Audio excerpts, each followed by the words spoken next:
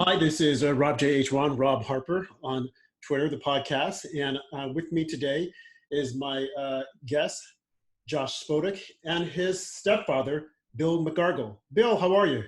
I'm doing well, thanks. Good. And It's a end of the week and been a nice week. okay, folks, this is Isolation Part 5. So, what have you guys been up to? What's happening in your isolation? Well, today was exciting. We ventured out and we put on our masks.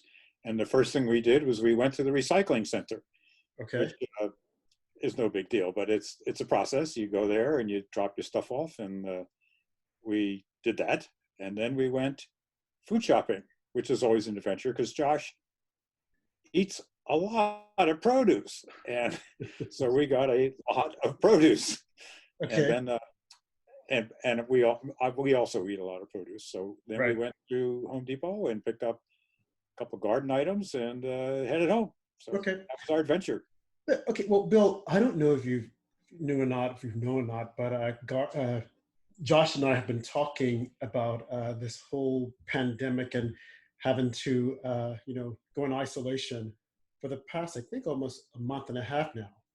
Yep. And Josh is from New York, and he decided to come back home to be with his mom and his stepdad, you. So, what has it been like Well, having Josh back at home? there's a lot of things there. I mean, the first thing is having a guest in your house who's kind of, because we have not lived together for, I think Josh said, close to 40 years probably. Okay. In the same house. So Right. Josh is a guest in our house, and we've got to be on good behavior, and he's got to be on good behavior. So, I mean, there's always that issue. Roommates in general. Right. Maria and I have been married more than 40 years, and Right. you learn how to live with each other's oddities. I mean, Right. how you chew, you brush your teeth, what you wear, all those things. Hmm. And then Josh, is a very strong, committed person to his belief systems, and so that's been a challenge as well. And you've heard parts of it. Right. Right. So I think it's working out. I feel pretty good about it, Right. in the sense that you don't know what to expect, and it's working out, I think. Right. So, do you think that you're getting to know him again? I mean, Josh, how old were you when your mom married Bill? 7, 8, 6, 7, 8 years old. Well, it would have been 70 when we married, but when we first dated. Yeah, that was earlier. That was Rockland Street. Yeah. Okay. So Josh would have been like 5. Okay. I mean, Josh has been a strong person even since then. My first encounter with Josh was when I met his mom, and we walked up to the house, and Josh was a 5-year-old, and he had an inflatable shark, and he was beating me with it. And how do you do that to impress this new lady that you're interested in, Right. when her son's beating you with a shark? I don't remember this. He doesn't remember. I remember it well. You remember? Okay. So, I mean, 5 years old up until now. So, you were in his life for the most part from the very beginning. Early on. You got to see him evolve from a kid, teenager, to manhood and whatnot, all of his idiosyncrasies. And now Josh, the adult, who's pretty much set in his ways, I would imagine, is now coming back home. And I'm sure people that are listening to this are probably encountering the same thing, if not with an adult child or a child who's gone off to college, is now back home, who left home as a teenager, 18, that person is now 19 or 21, been around different people, seeing life differently. And I think the same with the husband and wife who, probably, used to seeing each other when they wake up in the morning, then they go to work, and then back home. And there's not a whole lot of communication with the exception of the weekend. So how has it been now that he's back home, different person for the most part? He's not the kid Josh. And I'm sure you guys work together and around holidays, but now he's been there for almost a month.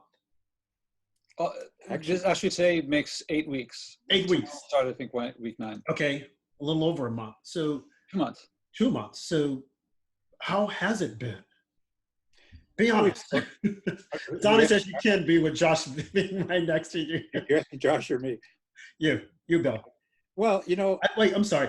I've gotten a little bit of Josh's side of the story, and I'm sure the viewers and our listeners have heard the same thing. well, that's me. That's Archie Bunker. So, He hadn't heard. We haven't posted the last one yet. I don't think. no, we haven't posted the last one, right? Which will be going up. 3. Yeah. Right. So by the time they hear this, the last one will be up. So hopefully they'll anticipation of what this one will be. So again, how has it been? And I know there have been, little situations that have transpired that hopefully we'll be able to get into. And I hope you guys have had your beer summit. You've been able to talk about it. And if not, hey, we're the place here to talk about it. But what has it been like, Bill? Well, there's been clumsy moments for sure. Josh is very committed to minimal impact that he can make on the world for the rest of us, and I'm not as careful. I think, given my age and my background, I'm doing fairly well. Mm-hmm. But so we've had some misunderstandings in that area. Josh is pretty good about not letting things just sit in the sense of fester forever. He'll bite his tongue and then bring it up later. And I'm more hesitant to bring things up that are uncomfortable. That's just my nature. Mm-hmm. But Josh is pretty good about it. His mom is also that way, by the way. So Right. things don't sit and fester with her very long, because it's going to come up or you're going to go crazy. Right. And so I think in general it's worked out. I feel that things are becoming easier, more natural. Mm-hmm. I feel like I know a little more about Josh now, like you say, as an adult, and as I've always known Josh as a person. Right. He's a very bright guy. He is very curious, and that things we share. Mm-hmm. I'm not nowhere near as brainy as he is. He's got all kinds of degrees and stuff, and I'm a garbage man. But no. But I respect Josh's intellect.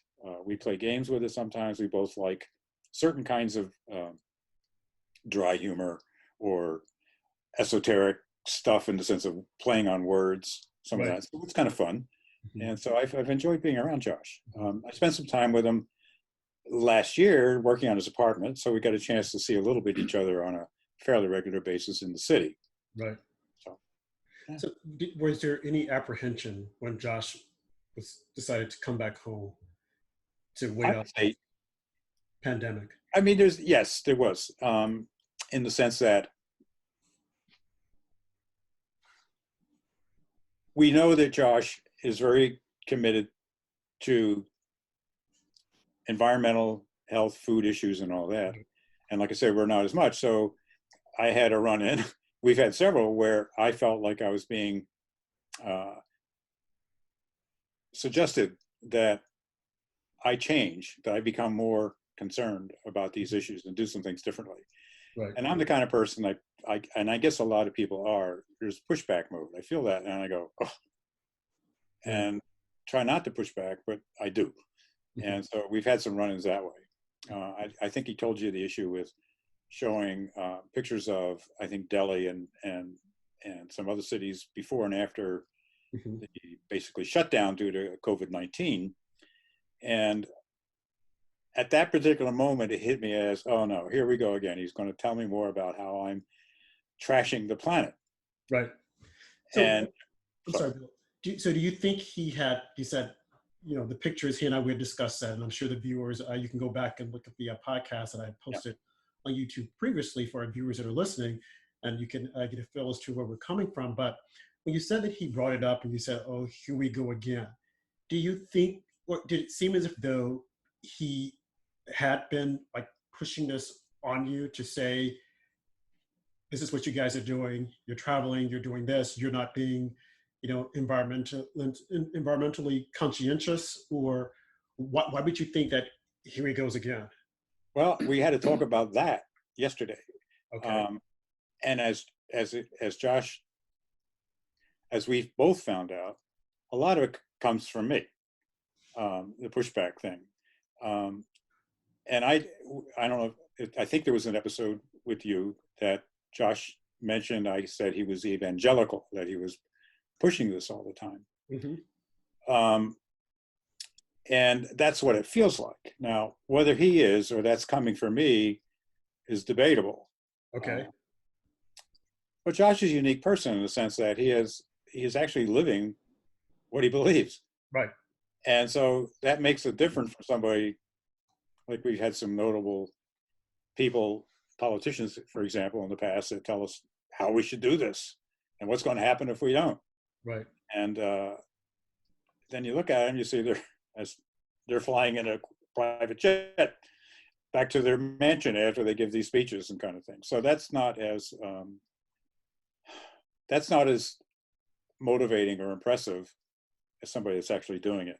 Actually, I had another friend who, it's funny, maybe this is because where the family issues get involved, you have old images of somebody that you've known since they were a small child, and you don't let them go. I have another friend who's now deceased, unfortunately, recently, but he's a Harvard grad, very smart guy, like Josh. He was a fit kind of guy. He ran, he rode competitively for the Harvard team back in the 50s. And he decided that he called himself an anarchist, which calls to mind, to me, all kinds of horrible things. But in his mind, it was just anti all the stuff we're fed all the time. So John lived in a wood-burned house out of logs, buried in the ground, covered with a membrane so it wouldn't rot. He made his own power with a windmill, or we got water from a windmill. He had solar power. This is in the 60s, 70s, 80s, 90s. He lived off the grid. And so John was a unique guy, but you had to respect him for actually doing what he felt was the right thing. I mean, he took apart an old barn from some farm somewhere. This was in Nebraska. And all this lumber a lot of it was split. It had nails in it, knots in it, all kinds of stuff. He culled it, he sorted it, he took out the nails, he saved what parts of it he could save, and built himself a big, kind of a shed barn thing where he could put a car in it and a workshop and have an upstairs with a studio. And he did it all himself. So you have to respect that. And Josh is kind of doing that in an urban setting. Right. Well, I have to comment on John. He also, his land was surrounded on all sides, I believe, you know better than I do, with just flat farm. And there was wildlife in his area, right? There was like wild turkeys. Yeah, well, yeah, he did. He lived close to the river. The big river in Nebraska is the Platte River. It's a very shallow, wandering, wide river. And he lived right on the edge of it. In fact, his land was badly eroded last spring or the year before when they had the big floods in Nebraska. He wasn't there, but that whole area was underwater and the soil was moved miles and miles. It was a really pretty big disaster for the farmers, especially. He gave me a big jug of choke cherry wine. Mom was like, wow, I gave that to you. Really good. It was homemade wine. Homemade wine. Yeah. Okay, so thank you for that. So again, like you said, there was some apprehension initially. Why do you think it was there? Why do I think it was there? Right. Or why did you have it? Why did I have it? Well, Josh is not afraid to mention, there's a better way of doing this. Here's what I do. And I'll give you an example. Here's the part that comes from me. Did you ever date a minister's daughter? Yourself? That's a question for you. No. Okay. Well, there's this feeling if you do, oh my God, I better be really, really good because she's the minister's daughter, And so, or I had some friends that are really devout Christians. Okay. I mean, for them, Jesus is a very important part of their life. Yep. And so he gets mentioned frequently. And so I always have this feeling like, oh, here I am, a heathen. I don't really fit in. And so there's that kind of feeling like, oh, they're so good, I should be better. Hmm. You know, like feeling guilty or yeah, I know guilty might be too strong a word. I'm not quite Right. sure, but maybe I don't measure up. Uh-huh. You know, so I think that's part of it. And when you say measure up, because of him living by his values, the person that he is or he has become. A lot of that, yeah. And Okay. I don't do as much as Josh does to make sure that I don't consume things that I don't have to consume. Right. That Right. I, you know, all that. Right.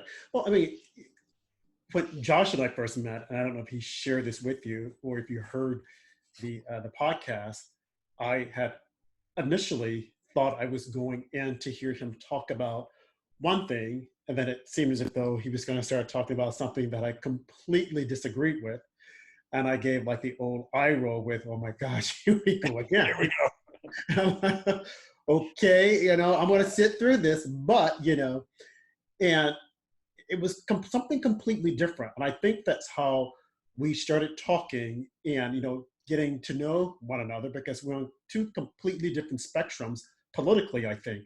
Yeah. And his whole thing with, the environment, it wasn't what I was used to hearing. And the way he presented it, I'm like, okay, let me give him a chance. So I listened to him.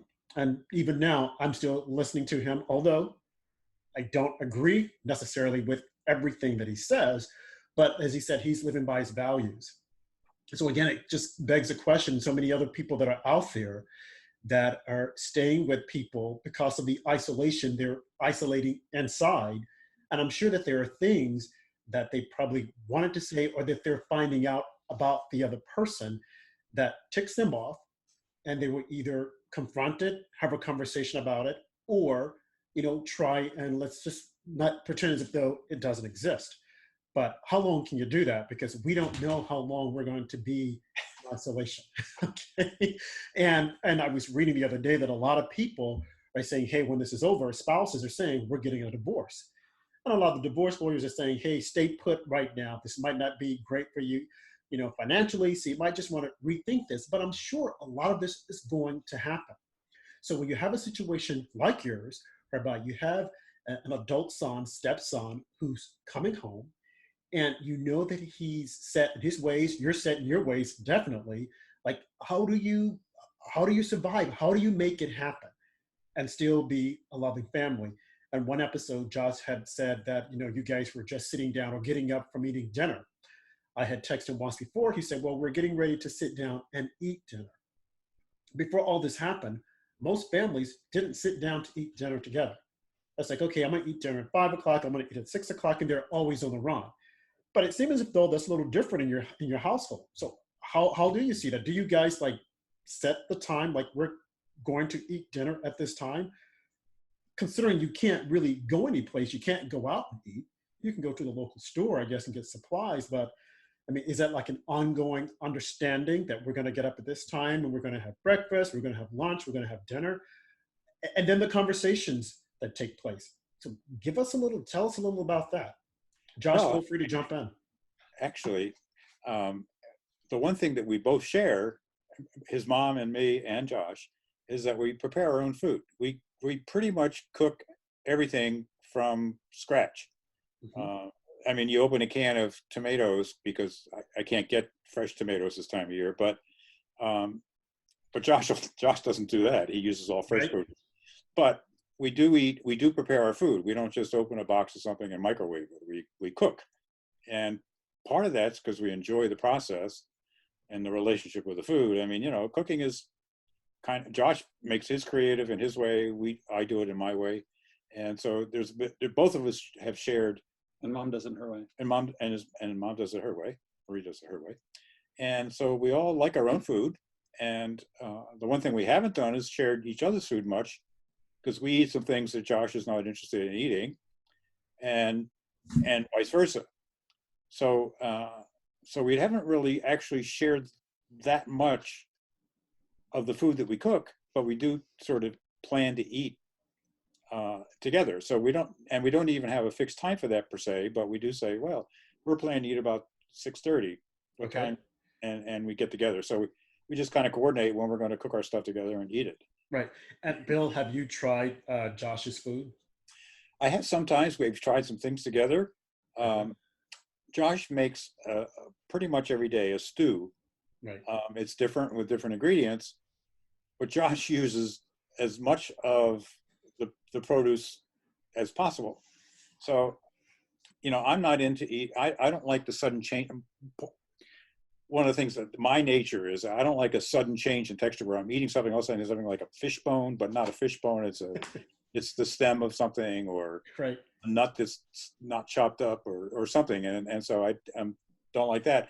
And I also find it gets muddled. Everything is just pressure cooked together. And it's kind of Right. like, okay, it's sort of which is fine, but not every day. Uh-huh. So we haven't really done a lot of it. Right. And Josh, your parents' food?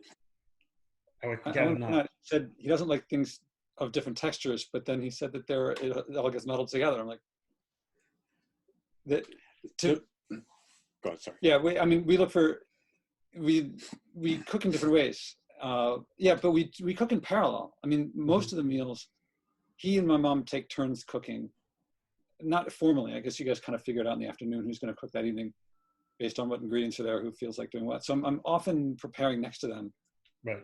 And there's that. I mean, the kitchen is the place where people, in this house, the kitchen is where people spend time together. So, okay, so I'm glad you said that. So you guys are all in the kitchen together, I would imagine. Yeah. And what types of conversation? What was the first evening like? Oh, good if question. you can remember. I can't. Yeah. I don't know. Okay, Yeah, is there anything that stands out? Let's say a particular conversation that you guys might have had that you wouldn't have normally had. Has there been any like in-depth conversations other than the New Delhi, India type deal? Well, that's also in the morning as opposed to the evening. Okay. We all have our morning routines, although my mom just changed hers. Okay. Okay. So I gather you're eating breakfast together or not? Near each other. Near each other. Okay. Because my routine is I get up. First thing is my dogs, I love to pet my dogs. They come up and they're happy and I make I drink chai, Indian chai in the morning. I make my chai and then the dogs and I go out for a walk. By the time we come back, the chai is all ready. And then I drink chai, I feed the dogs, then I drink my chai, and I do my puzzles. I love crossword puzzles, acrostics. So I do puzzles. Okay. And then I'll make my cereal. And we kind of laugh about it because Josh has his routines, I have mine. And we'll say, oh, it's time. You'll say, oh, it's time for the puzzles, or it's time to walk the dogs. Okay. Say, oh, you got to go do your burpees, or so. We just seem to be creatures of habit. I don't know if that you're finding or not, but right. Bill, have you tried Josh's burpees? I've only tried them once. They're pretty tough. Okay. Yeah. Okay. Okay. So that's in the morning. So is there like a lunch routine that you guys get into? Not so much.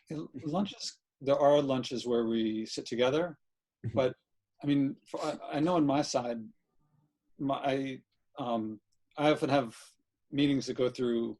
So I'm upstairs in the room where I work up there. Right.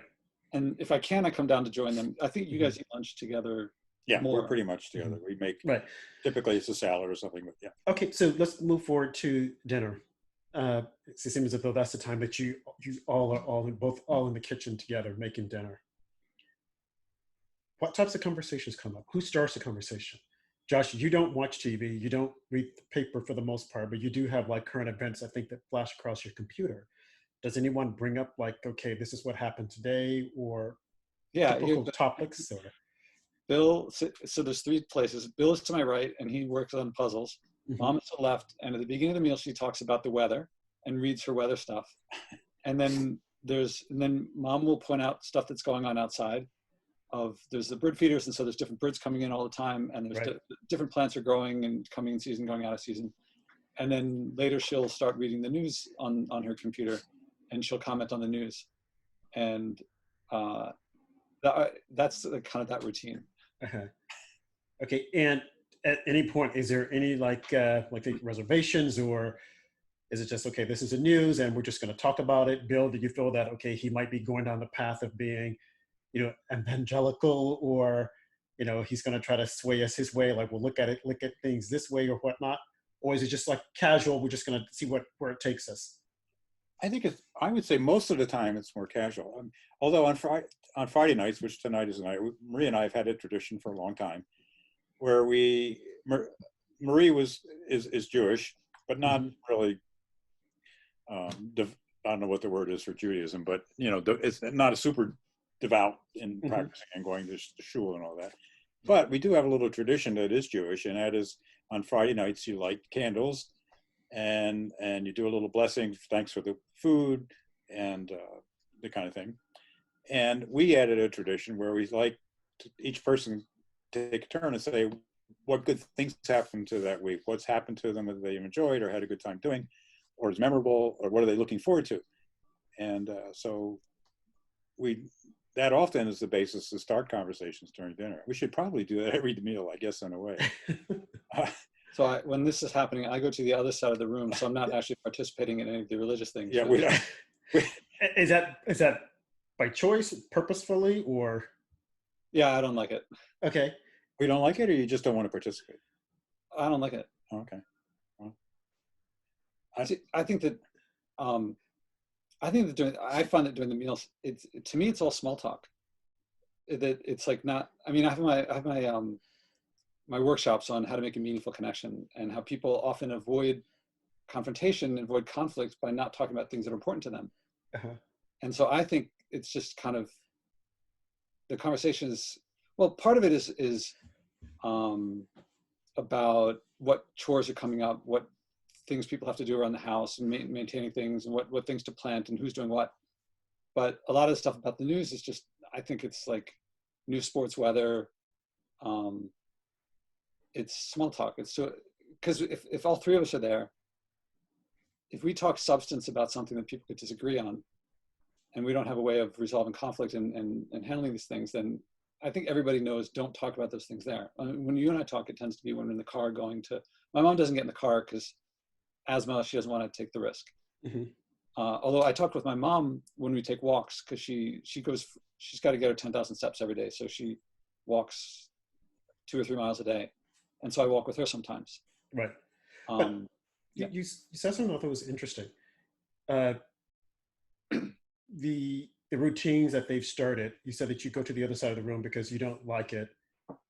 You think it's just small talk? Oh, no, the religious stuff I don't like. The small talk is, that's what I'm at the table.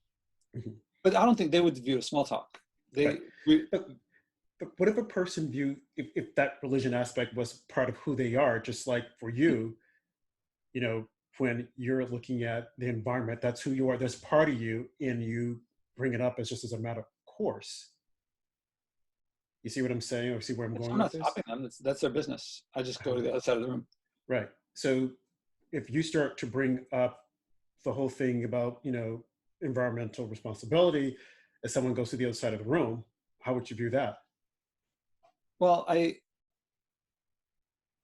because that's just as equal for some people, that is equally important to them as the environment would be to you. I'm not stopping them from doing it. I'm just not participating in it. Yeah, and I don't want to support it. And for Maria and I don't think what we're doing is for religious reasons. It's for tradition reasons. It's for the sense of we're celebrating the end of the week. It's a nice way of doing it. Right. Candles are kind of romantic no matter what the setting. I mean, a lot of romantic movies and novels are set with the candles on the table. Right. A glass of wine at the end of the week is nice. And, we don't make challah, which is the traditional thing on Friday night, can't eat wheat. So we use a cracker. But so it's symbolic of something that was religious, but it's certainly not religious for me because my background is not Jewish.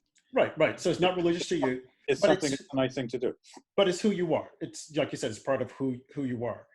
So again, I would say similarly, if Josh, when you view, like when you had the whole discussion about, when you were talking to him about New Delhi and the concept of, look at what you're doing, et cetera, if a person is just saying, well, just look at what I'm doing, this is just tradition, I like to do it, that identifies that particular person.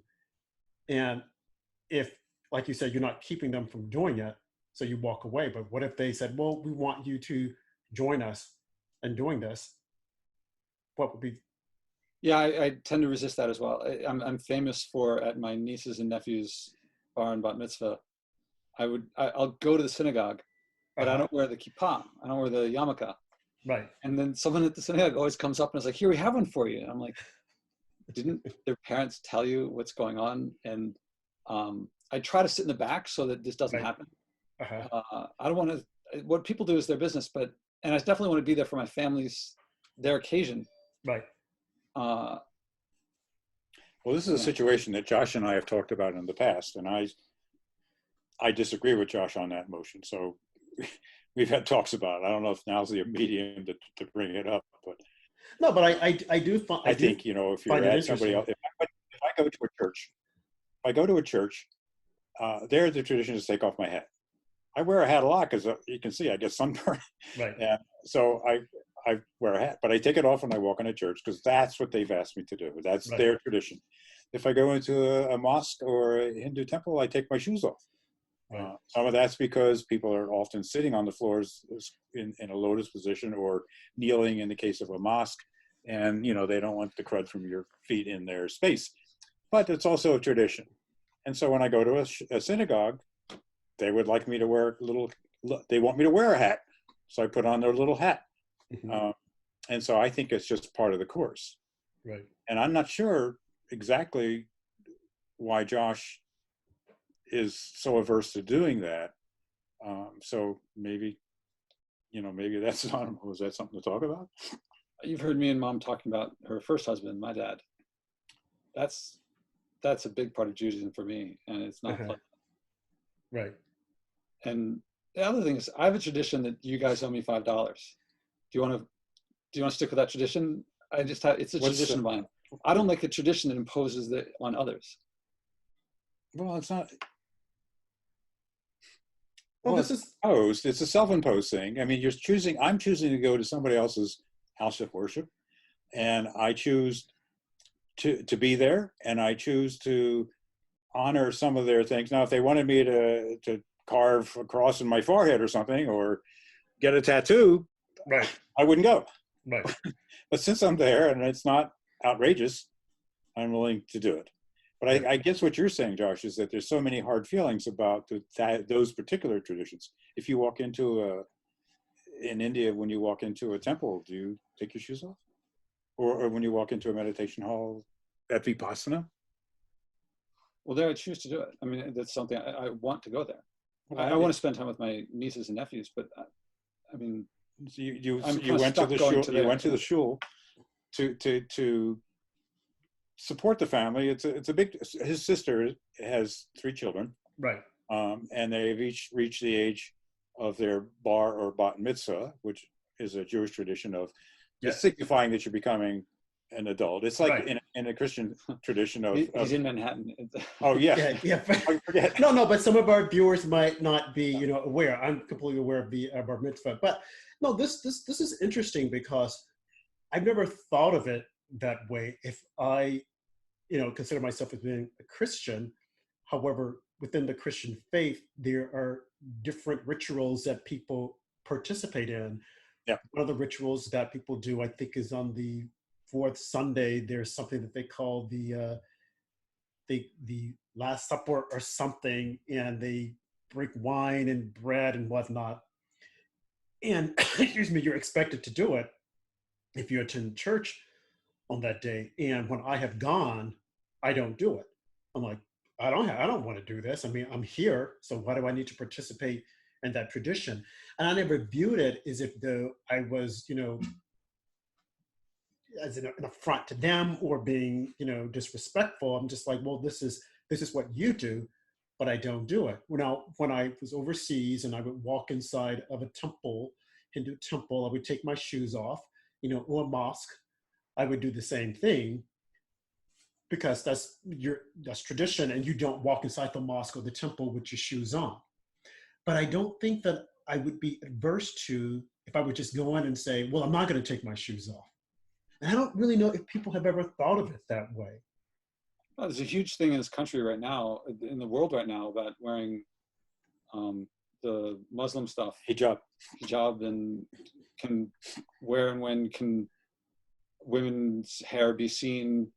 And here there's this huge political divide of like women aren't in one context of I don't even know, I'm not on top of my wedge issues. Right. No, but no, right. It is a big deal that, you know, a lot of people feel that it's oppressive for women to wear the hijab. But as of lately, we've seen that on Sports Illustrated magazine, we see that there was a woman who was wearing a hijab on the cover, well, not on the cover, but inside, and she had on a full bathing suit, and everyone thought that was like spectacular, which I thought was a bit contradictory, because we're saying that why are women wearing this as a symbol of oppression? So why are they wearing it? Now, fast forward today. Both sides on this one, right, it's very confusing. It makes you wonder, but fast forward to today as to where we are with COVID-19. I mean, who knows what's going to happen when all this is over? But right now, we're covering our faces. Before long, we'll be covering more than that. And we're saying, cover your face, cover your face, cover your face. But then I think about it, and I'm like, wait a minute. You know, the women who were wearing the hijab and covering their entire face and only their eyes, we thought that was oppressive. And now we are welcoming the coverage. So I think actually there's a fair number of women who feel the hijab keeps unwanted attention from them. You know, I mean, you ride a subway and if men are staring, you have a particularly attractive face or figure or something, and oh look, so in their view, it's a relief. I mean, it's a way of not having to deal with that. Women who I've had friends whose wives wore the entire regalia. When you go to their homes, they would take it all off. And they say that they would feel naked if they didn't have it on. And I think it's because they're so used to having it on. And when they don't have it on, like you said, men are staring at them. But I think women are looking also. If it's a beautiful person, a beautiful woman, they're going to stare, they're going to look. But even when you have it on, people are going to stare because they're going to wonder, okay, do you really want that on? Do you want it off? Or is it being forced? So, you know, you're going to get, you know, both sides. People are thinking both ways, I think, when you see someone with it. But again, look at what we're doing today, having to wear the face mask. I went outside yesterday and went to one store, and everyone there had on a face mask. And one lady decided to take hers off. And the security guard came up to her and said, ma'am, if you're going to be here, you've got to put you've got to cover up. I'm thinking, wow, that's that's strange. Walking into the bank with a mask, I'm like, yeah, what are they thinking? You know? Well, you know, it makes you wonder, and it's just not just the surgical mask. I mean, people have gone high tech; they're making them fashionable now. Yeah. So I can only imagine this fall when they have Fashion Week. You know, the different models walking strutting down the runway with the facial mask on. You know, and it'll be part of the accessory. Yeah. You know, and who would have ever known, because we were so against it, but now, with the entire COVID-19, people will cover up. You never know, you never know. You know, you have a whole entire hazmat suit on. That's a designer hazmat suit. I mean, that's probably next for us. Right, a hazmat's by a designer, you know, by Calvin Klein, by some, what is the guy's name? Louis Vuitton, you know, Gianni Versace. It's like, are you serious? But who would have ever thought How could they not? I mean, they have to. Yeah. If it's part of the image, they're going to make their statement.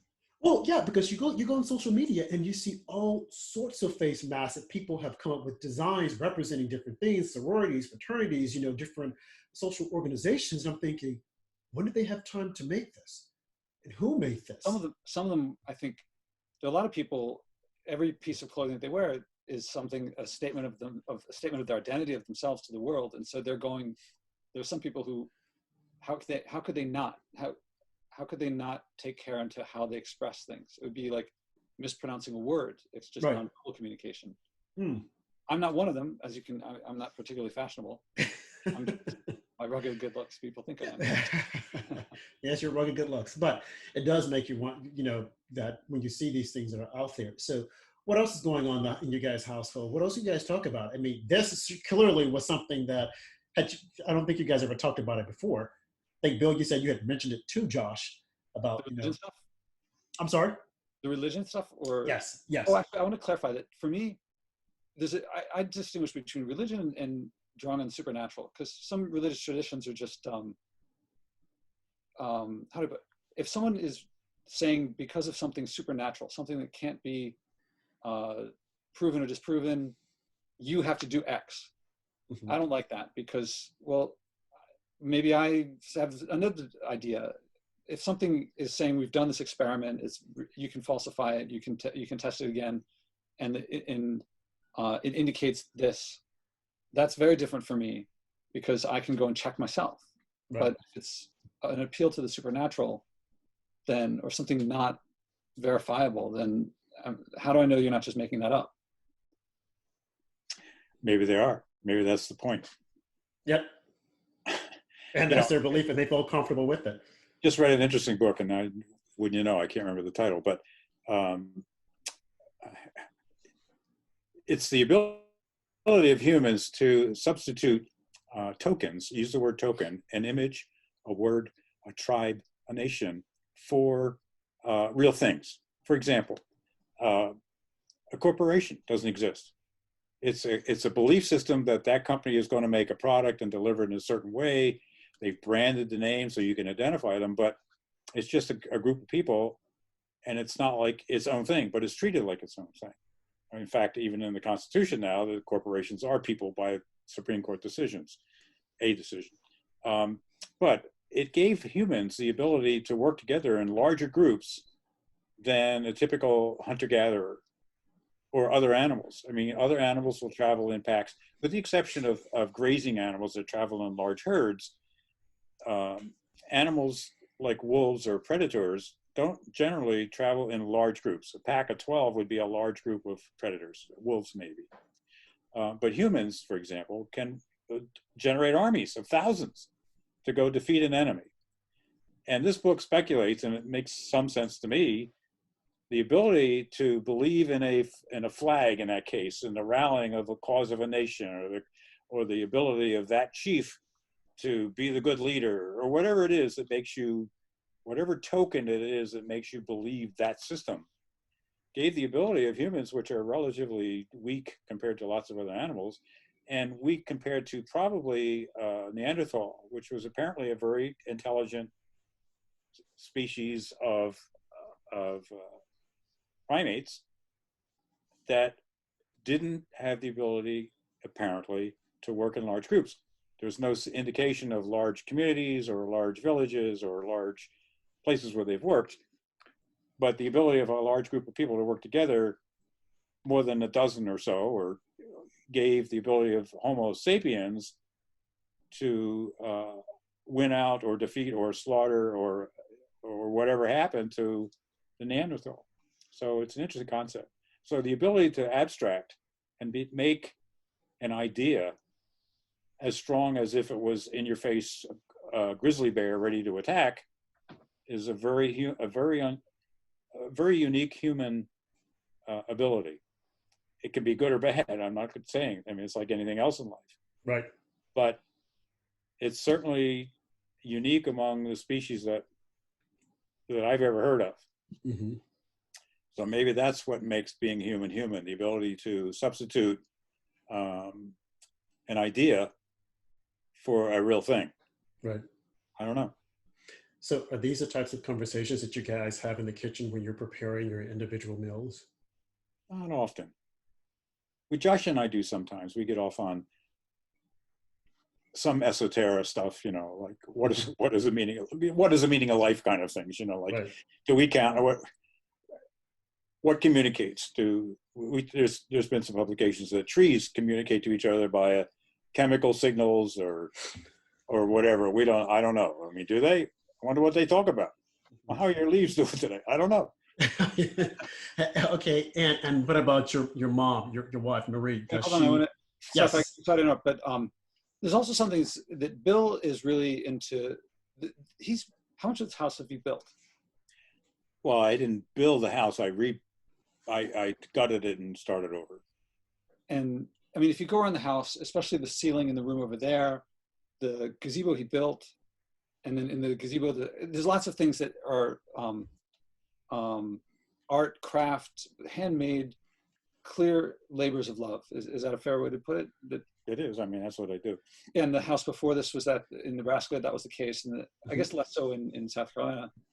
But South Carolina, that was the first one I didn't actually hands-on build. But what I did do is I took plans from an architect and redrew them to add use space that was not being used in the house. South Carolina is kind of an interesting place. wait, sorry, I want to keep going. Okay. So and there's also a garden with all these plants. And so in the city, this is something I've not really done in my life, is building things. I mean, I hope build a satellite, but that was really separate. It's building things, planting things, and I'm observing. And it's something that I see going on. And between you and Mom, there's like, you guys decide on things together, but the division of labor is pretty clear of who does what. Anyway, that's something that it's not generally part of my life, but I know that up here, it's a big part of life, is planting plants to eat, to look at. So Josh, it seems as though you're an observant of this. This is something that you admire, you're interested in. Yeah, and it's a big part of this household. Right. I mean, I've been in my dad's house. Every couple of years, he'll hire someone to come in and do some work to fix up a room or something like that. Whereas here in this household, it's actually done by the individual, with the hands of this person. Your dad is academia. So just hearing what you're saying now and then looking at Bill, and I see there's an admiration there as to what he does and what he has done. And although you were aware of it when you were growing up, but even more so now, because when you're speaking of your mom in one of the other podcasts, and you were saying how entrepreneurial she is as compared to yourself, and how she just gets out, she just like does things. So, well, not exactly myself. I'm sorry. I think myself is fairly entrepreneurial as well. Come again? I would consider myself fairly entrepreneurial as well. Right, but I think in one of our broadcasts you said your mom is even more so. Some of the things that more she's so than done, I thought. Than I realized you thought. Right. So the question comes to you now. You know, you're seeing them a completely different light from when you were growing up. Yeah, and also, I mean, now they're retired, so there was more of their connection to their day-to-day work. I mean, my mom still does some stuff with her old stuff. Mm-hmm. But actually, when you were home, she was always working for somebody else. Yeah. And for the last 20 years, she's been an entrepreneur in the sense of she's found a niche, not made a market, but able to penetrate the market and become a leader in what she does. For example, in South Carolina, she bought a almost defunct real estate education school and turned it into the most successful one in the state. And she's well regarded in South Carolina as a knowledgeable about real estate and a good instructor and a good place to attend if you want to become a licensee. And then we left Carolina. She had to start all over again in Nebraska. So she became a traveling instructor, didn't have her own school, throughout the Midwest, you know, Kansas, Iowa, South Dakota, North Dakota, in that area. And then we moved back to New York. She had to start over again and she went cold calling to Rebney in New York, which is the large, New York is a little unique in that Real estate broker of New York, something? It's called the Real Estate Board of New York. They're not called realtors. Realtor is it's not realtor. It's realtor is a term used by the National Association of Realtors to a designation that if you follow their code of ethics and you take their courses, you get the designation of realtor. And pretty much everywhere in the U.S. we call real estate licensees realtors. But in New York, I think by far, like probably a factor of 3 or 4, real estate licensees are members of Rebney, and they don't really use it. Everybody calls them realtors, but they themselves don't call themselves realtors. So interesting. Anyway, she broke into. She's been very entrepreneurial. Sorry, I got off on the side. Didn't mean to. No, but that's interesting. Yeah. She went in to cold call as this country girl from the Midwest, cold called Rebney, which is a very prestigious organization in the city, and got a foot in the door and started teaching. And she did such a great job. She became a really important part of their education system. They had never really had professional presentation of courses at Rebney the way that Marie does. So she raised the bar for Rebney. I don't know what they're doing now because Marie has retired, but Right. they've all of a sudden realized, oh, rather than just having somebody who's done this before come in and tell the others how to do it, a professional is really better at doing that. Right. They're really better getting the information and the thoughts across than somebody telling war stories about how they did it. Mhm. So Bill is my understanding is that your time is split between building the house and helping her, and like you're like the back end, the support staff. Yeah, You're like Alfred. Early on, when PowerPoint and that kind of thing was new, and certainly in the real estate world, did her graphics, did her PowerPoint, got things going so she could go. She was one of the early ones to travel with an LCD projector at the time, which was huge. I mean, it was the size of a suitcase. Right. Weighed like 25 pounds, and it was, and half the time they didn't work, and it was always annoying. So you did the numbers and the accounting. And they did the accounting and we tracked student records. We did all that. So Right. So yeah, I guess we sort of were a team. Our desks are right across from each other. Okay. Yep, right there. We're just on the other side of my computer. Facing each other. Okay. So are these the types of conversations that you guys have? Would you have had this conversation had you not, or is this just now coming up now? Well, because I'm asking. He was just giving you background on my mom. Mhm. Yeah, what do we talk about? There's a lot of When you're in the kitchen, that's where people usually have like types of conversation. Okay, in the kitchen, by far, I think the most talk is about food. Uh-huh. I mean, last night we made pizza. Imagine that. And the pizza was made from, well, I think a lot of people might not. That's true, if you just open something. Because my mom, we're making pizza and it's sourdough. Uh-huh. And that means it's the sourdough starter that my mom has kept going for, how long has it? 20 years. 20 years. It's stuff from Alaska, stuff from San Francisco, and everywhere she goes, this is what she'll talk about. Everywhere she goes, there's bacteria from this place and yeast from that place that kind of make its way in. But then I don't want to have just, I want to have whole wheat, but he can't have wheat in the culture. So there's nuance there. He can't have gluten or wheat. He's got wheat sensitivity. I can have gluten, but I can't have wheat. So he's got to do it with buckwheat, which is not wheat. And so we're all doing our pizza differently and the same. And sometimes we're running into each other and whose turn is it? So there's a lot of coordination around there. Right. And that is like a family thing. That's our family food interaction. I'm working on developing the best buckwheat pizza you ever had. Oh, really? You never had a buckwheat pizza. Right, exactly. Never had it. Josh, what type of pizza were you making, considering that you're always doing stew? Did you do a stewed pizza or? Actually, yeah, I've done that. Basically, it's her sourdough starter, but and she puts oil in and doesn't put in whole wheat. So she puts whole wheat in mine. So it's not as much whole wheat as I like, but I think we'll keep trying. So did you mainly put vegetables on it? So you didn't do your stew and pour your stew on it? What? Yeah, and then sometimes I'll put a little bit of stew on it. The stew is a very solid thing. Right. So it's, you've had it, yeah. Yeah. Yeah, when it's hard enough, I can do that. But it depends. Yeah, you want to have a little variety and try different things. Right. So pizza lends itself to just put vegetables on and then put it in the oven, the vegetables cook. Right. And I'm also curious about how the crust, it's a very crispy crust, and we've gotten pizza from 2 places nearby here. Right. And these pizzas are way better, the homemade ones. Bill, I've had Josh's stew, I think on, was it 3 occasions? And it was rather tasty. And one of the things that I would always ask him is this all you eat? Like when you get up, is this for breakfast? Do you always just put it all in the same and just like mix it up and then, okay, here it is, dinner is served, how, like, I myself, it was good, but I think that I would want a variety of some sort. I would probably get bored at some point, but he seems to just like dig right into it.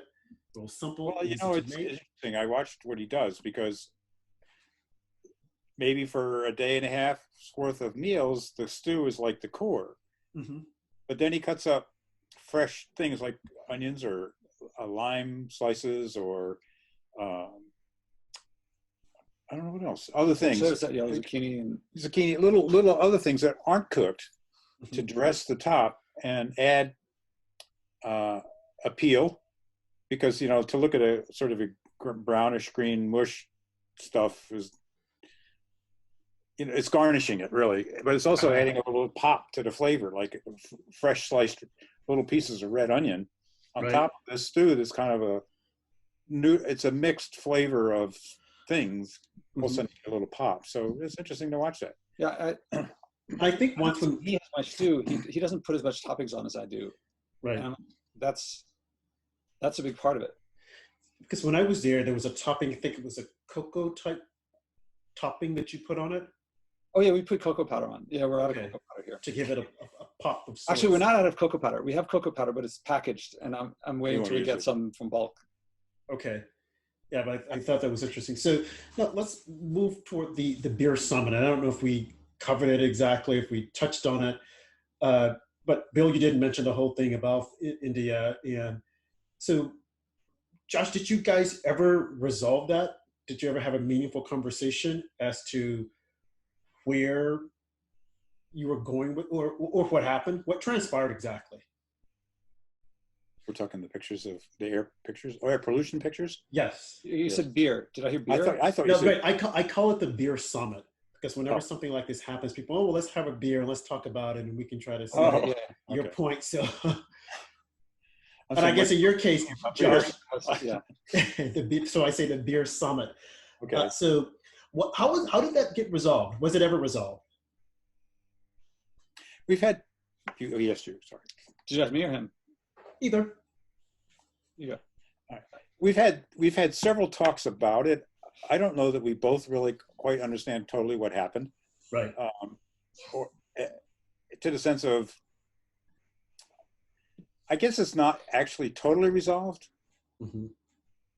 I think we're getting closer to understanding viewpoints. Right. And I understand now what Josh was saying. I mean, it's dramatic when you see these pictures, and that my reaction was it's dramatic when you look at Delhi. I mean, I've been to Delhi several times, right. and you know the rickshaws and the burning and stuff, and it's pretty bad. And all of a sudden now you see a blue sky. This is really Delhi. They can actually see the monuments and what all these old temples and things are. Mm-hmm. So it is dramatic. So that I give. It was like my response to what I thought was being presented. Right. Because he also said, he showed it and I said, now, see, this is why I don't fly. And I was thinking like, wow, this is amazing stuff. Look at this. But then the added pitch sent me over the edge. And Josh, I think during our last recording, I had even asked you, I said, why would you even say that? This is why I don't fly, unless you were trying to make a point of sorts. Well, see, the point of showing it was I wasn't trying to show the dramaticness of the pictures. Mm-hmm. When people say I'm doing something for the environment, I feel misunderstood because it's not the environment. The environment is just this abstract. Like, I don't care what we do to the environment of a planet where there are no humans. Mm-hmm. I care how it affects people. Right.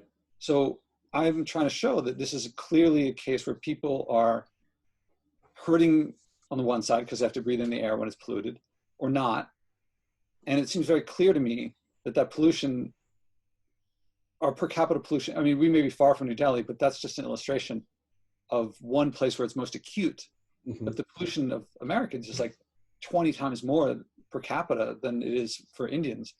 And so I'm like, this is why it's not just some abstract thing. I'm not just doing it because it's a trend. Mm-hmm. I'm doing it because, look, people are being hurt or not. Right. And that's why I'm doing this, is because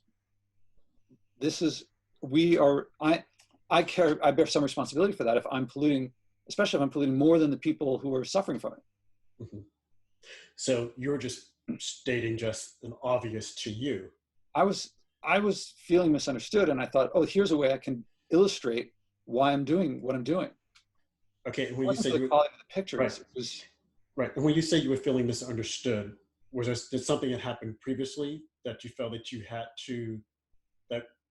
I mean, why were you feeling misunderstood? If your stepfather was just saying, "Look at these pictures," and then for you well, to say, "Well, this is the reason why I I don't brought the fly." pictures. I was sitting Okay, at breakfast and I saw the pictures. He came down and I thought, if people think I'm doing it for no, for some reason that is not meaningful, then here, this is meaningful. right. So something happened prior to that for you to bring it up, because it's still hearing you said that you felt that you were misunderstood. You brought the pictures up, and I think this happened after about, I think, the third week, or was it the second week you were staying at home? You're back home. I mean, by now it's a long time ago. Yeah. Second week, maybe. The second week, right? So had you had a conversation previously as to your stance on the environment for you to feel misunderstood, and you felt it necessary to bring it up? Yeah, probably. I mean, I can't think of what in particular, but Uh-huh. there's all things like going to the store and I'm trying to get stuff that's not packaged. Right. And the And reason I'm sorry, the reason I'm asking this, because again, people being in isolation and things are happening or transpiring, little misunderstandings or things pop up that the other person isn't aware of. And it's like, well, maybe I should explain this to you. This is who I am, or you should know this about me. And as we started saying earlier, sometimes people will say, well, I'm just going to walk away. We're not going to cover it. We're just going to just like pretend as if though it didn't happen. But if you're going to be in isolation for a long period of time, you might want to just go ahead and like, hey, let's discuss this, because it's going to come up again. So were you, if it was a second week, were you thinking along those lines? well, this goes back a long time. I mean, also when Bill was working on my apartment, I would ask Okay. to Okay. keep all the garbage so that I can take pictures of it before I dispose of it, because I'm keeping track of how much garbage I produce. Okay. So there is a history right there. Too. Okay. So see, there is a history right there that this had happened previously, with you explaining to Bill, these are some of the things that I do, like you said, with the garbage. Fast forward the situation with the pictures, you show them the pictures and saying, hey, this is one of the reasons why I don't fly. So there's a connection there Yeah, from early. it Okay. wasn't like he didn't know this about me. Okay. Okay. Okay. And then Bill, when you heard him say that, it goes back to, okay, here he goes again. He's preaching to us Oh, again. also, when you guys talk about, I mean, they recently went on a trip to Spain and France and Italy, and I don't know, I'm not like, wow, tell me all about it, because I'm like, ugh, this could have been, you could, I think the same amount of discovery and growth and stuff could have Right. happened closer to home. But had they wanted to tell you about it, would Okay. you have listened, or would you have felt that, okay, I don't want to hear about this because you guys are polluting? What would have been your thought process? Me, Yes. it's how do I support them without supporting the behavior that I think is in But another not time. necessarily supporting the behavior, but they're just telling you about the vacation. Would you have listened had they want to share with you the sights, the sceneries, and whatnot? Some of it, it comes up over lunch sometimes. Yeah, that's some of the small talk. Okay. Okay. So But you would have just dismissed it. You would have listened. I think so. Yeah, How have I been? I think he would have listened. Okay. And But then would you have still like put your, I don't want to say your spin, but say, but you do know that, when you travel, this is what happened, et cetera, et cetera. I'd probably talk about learning to sail. I'm, I'm sorry I would probably talk about learning to sail, to say, how okay. much I love being out on the water, in the harbor. Uh-huh. So How, deflecting from their trip to, you can sail, you can be here locally and still have fun. yeah, I wouldn't call it deflecting. It was trying to show. I would be trying to Comparison. show how I've learned to achieve the same goals in life Okay. without So a comparison as affecting to others.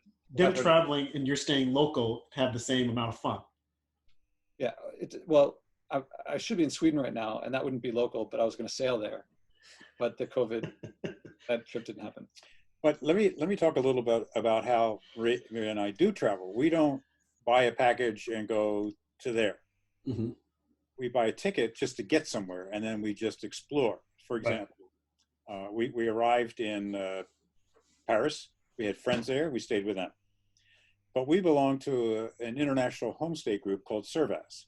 And so we get it. We have access to people who are also members, and we can look them up. We can contact them and say, hey, how would you like visitors for 2 nights? The standard is you stay 2 nights with the thinking that the first day you arrive, you're tired, you don't know them, they don't know you, do the best you can, you maybe have a meal, go to bed.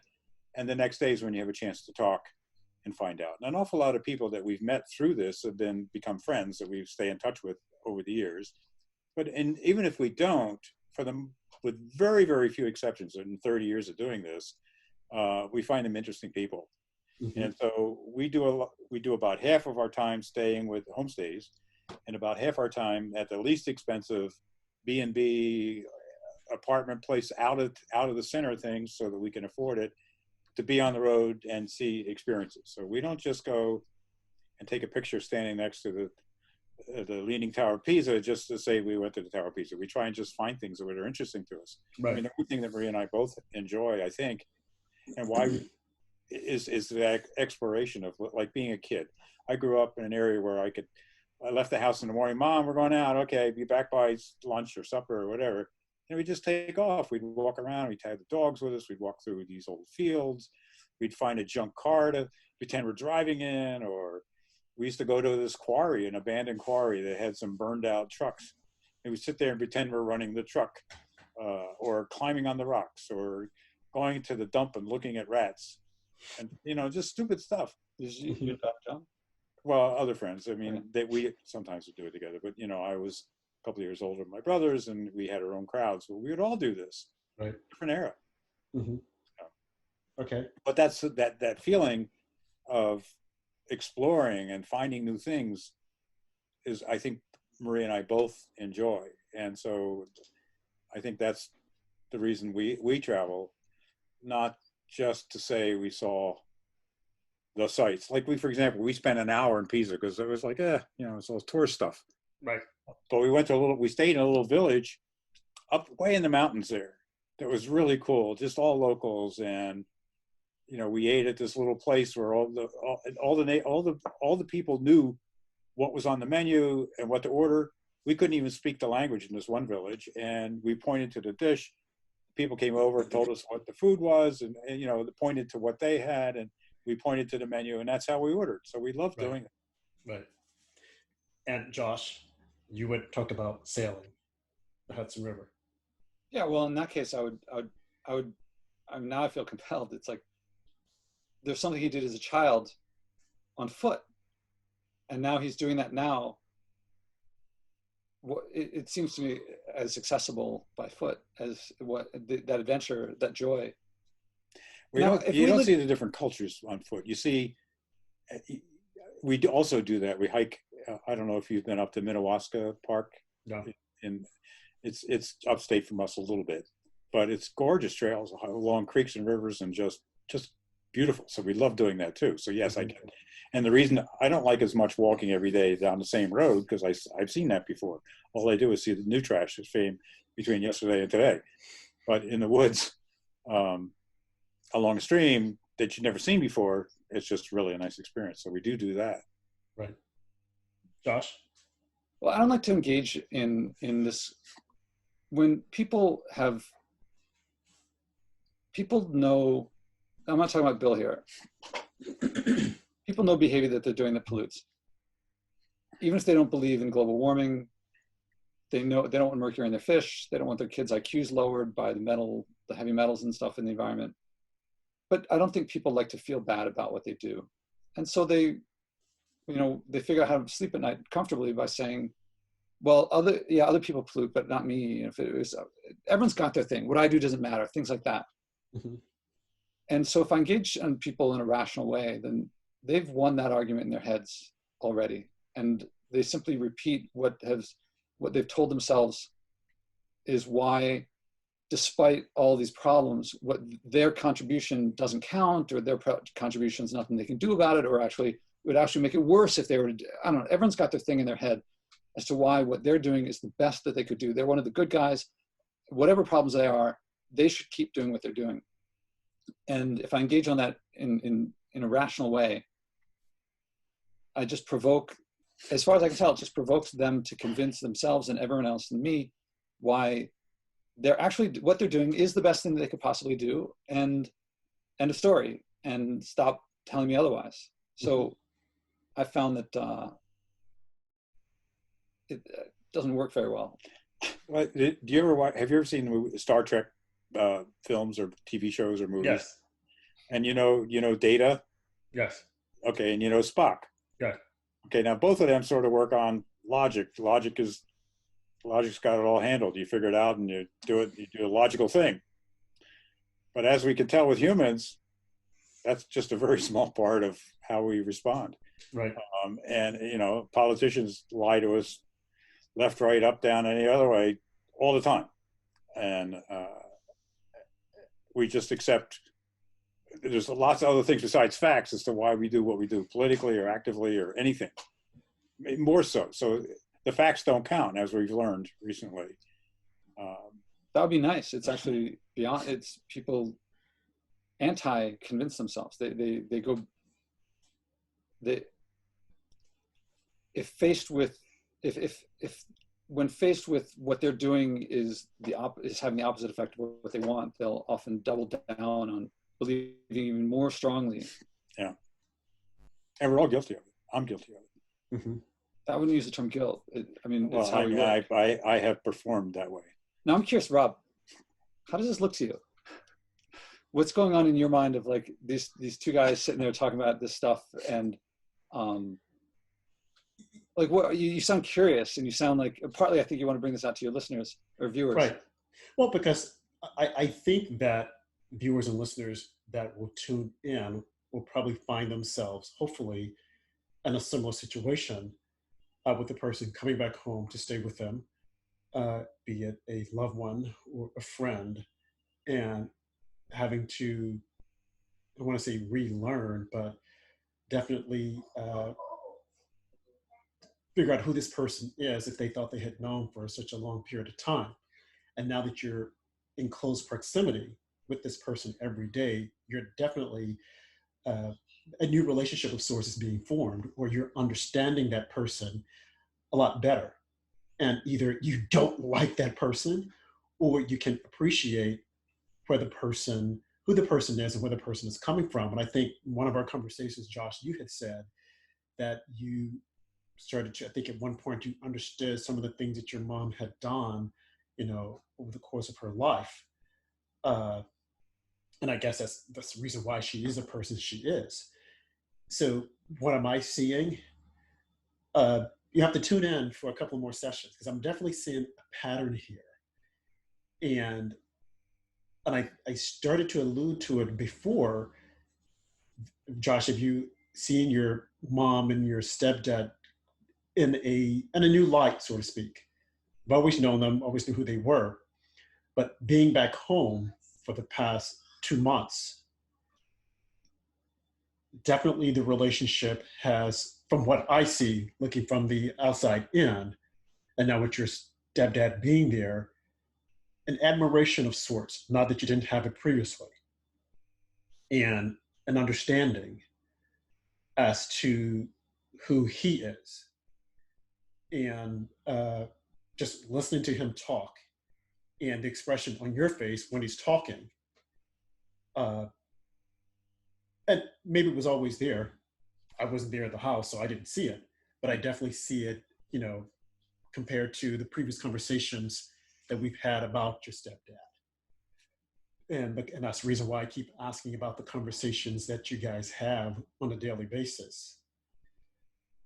I wouldn't have never known you guys that was your stepdad. It seems as though that is your dad. It's like, it is as if though he is the younger version of you almost. And even with your mom, some of the things that she has done and is doing, you're almost going in the same pattern to a degree, with the exception of the environment. You're doing it your way, she's doing it her way, because we're all conscious as to wanting to make the world a better place and, to do our part. Some might say, and this is me, you're doing it in the extreme level, but again, you're living to your values. So yeah, if that made any sense. It did. If I didn't confuse you. Isn't that really kind of the point of all this? I mean, life is not, here and here. It's a spectrum on every level. Everything is a spectrum, and some people are here and some people are there, and where you are, it's a personal decision and choice. But getting back to your earlier thing, you know, age is also a factor. I mean, I'm in my 70s. Mm-hmm. I have a finite time left, but I feel pretty good about what I did as a younger person, given what the world was and what I grew up with as an even younger kid, and what the world, the value system that surrounded me at the time. I grew up in the suburbs of Philadelphia. In the 50s and 60s, my parents and us, by fact that they were the parents and we were in the house, were pretty active in civil rights, very active. I mean, we had a cross burned on our yard by neighbors because we were active in that. Mm-hmm. We were active in environmental movements early on, when we all thought that solar and all this was the answer to everything, or that.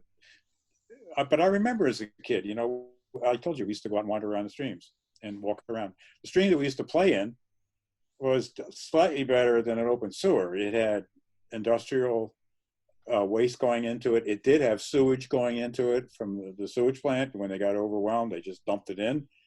The air where we lived, you wake up in the morning and the cars would be covered with this grit, and it was an incinerator that was about 2 miles from us, that the ash coming out the top of that went all over the area and polluted all of us.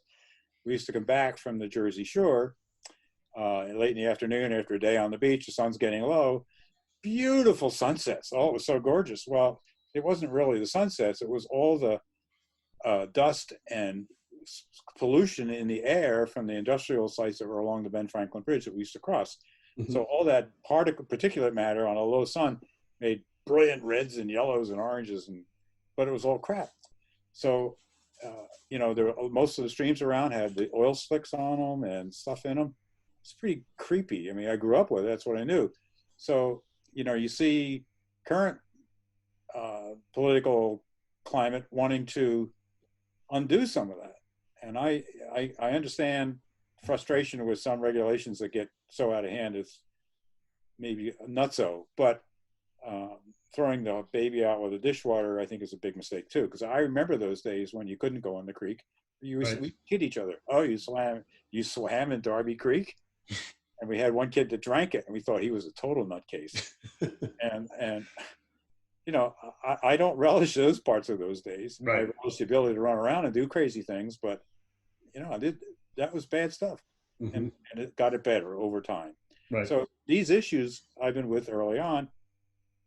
Today, it's becoming more obvious what our behavior is doing to the planet. And I'm like, oh, I've worked so hard my whole life. I'm tired. I'm just going to enjoy my dogs, go for my walks, enjoy cooking my food, planting my garden, eating off that what I can, and you know, not starting a new crusade.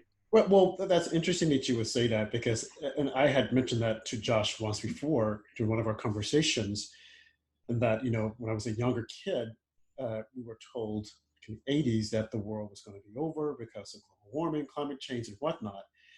And we're 2020 and we're still moving along. That's not to say that it's not, you know, probably lesser time, but when we hear it today, especially people on my side of the spectrum, we're looking at it and saying, okay, you've told us this for almost 20 plus years, 30 plus years, it hasn't happened. And even now, recently we were told that within 6 to 12 years, you know, the world could possibly be over, it's not going to be here. And there's someone out there who's put on their calendar, you know, 12 years, this is what they told me. And when those 12 years are up, they're going to come back and going to say, ha, gotcha, it's not over. And you know what?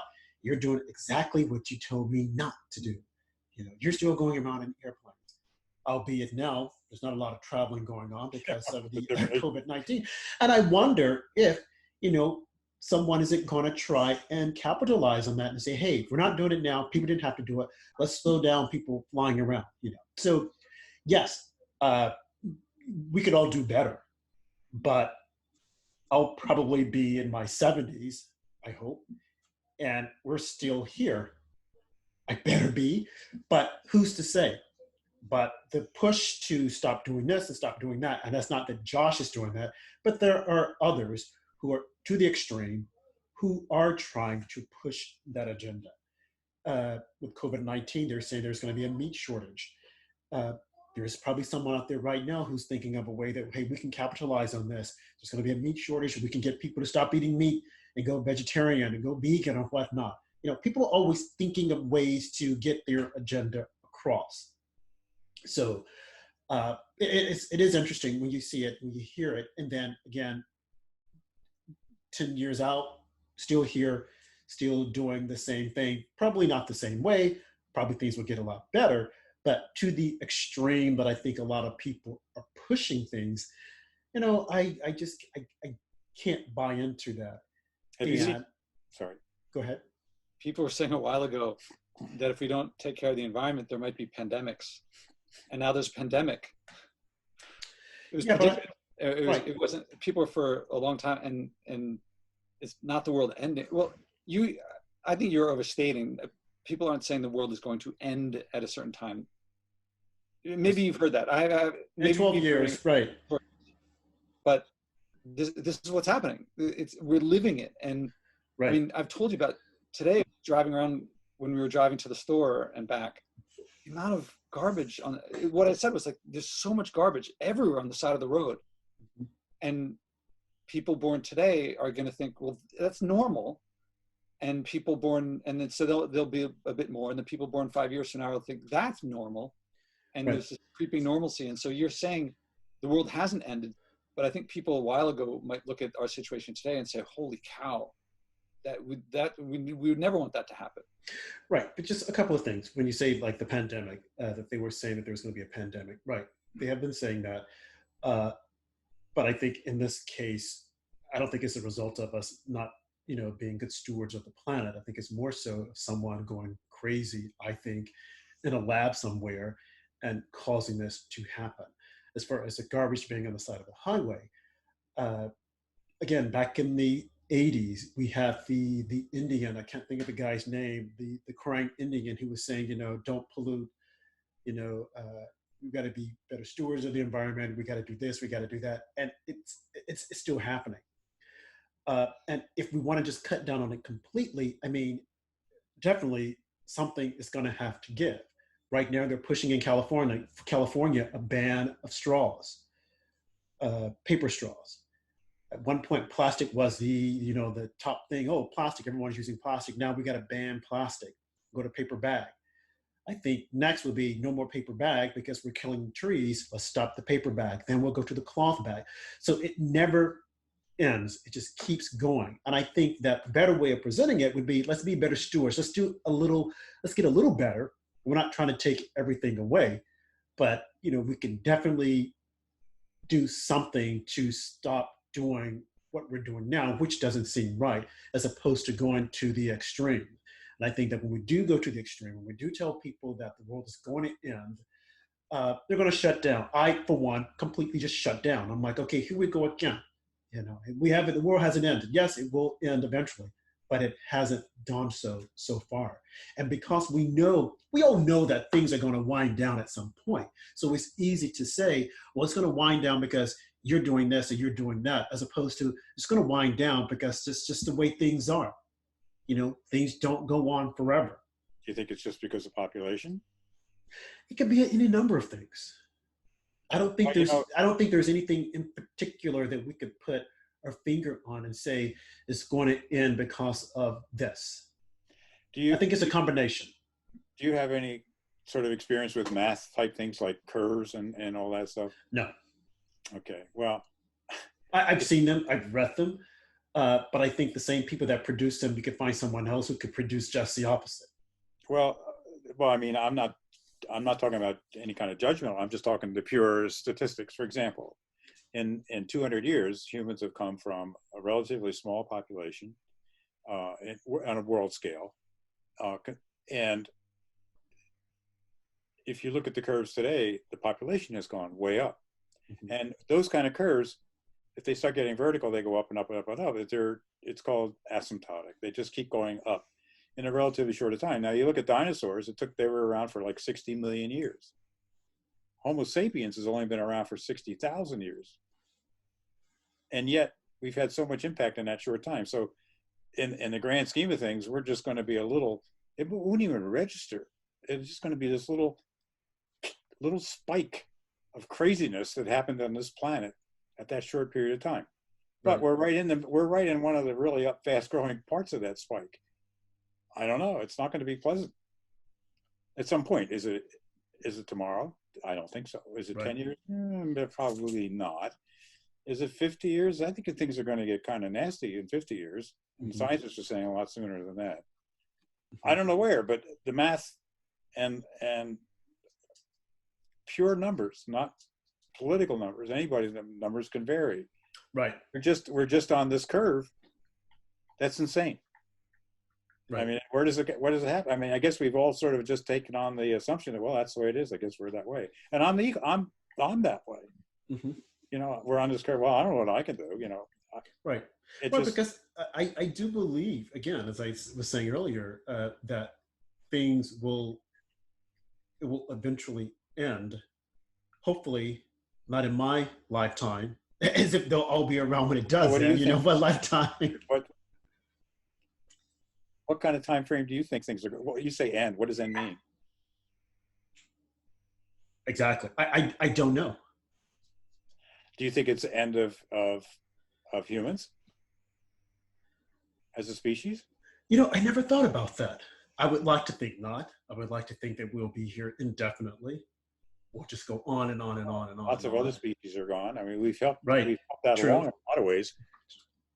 But I think that we have the withal, the determination to keep ourselves going in some capacity. I could be wrong. Like you said, there are other species that have they're inexistent, but I think that there's something about humankind that in some shape, form, or fashion, we will continue to be here. And that might be me wishful thinking, because I can't see the world going on without me being in the world, although I know that it will end and eventually I won't be in it. Right. Right. That if there's some groups, there are some humans that aren't really paying attention and they do things that might hurt the species.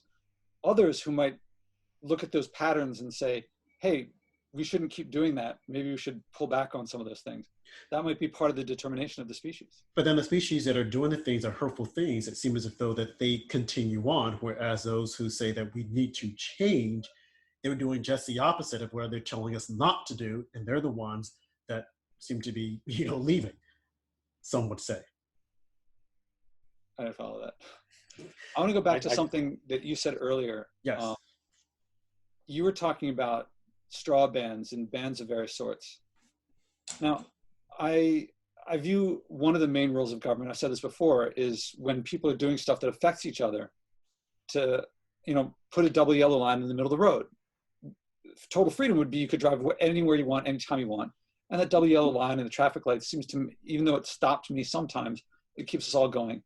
I think that kind of regulation is part of the role of government. I've driven in countries where that's not the case, and I agree. It's nice to have the yellow line. Oh yeah, so have I.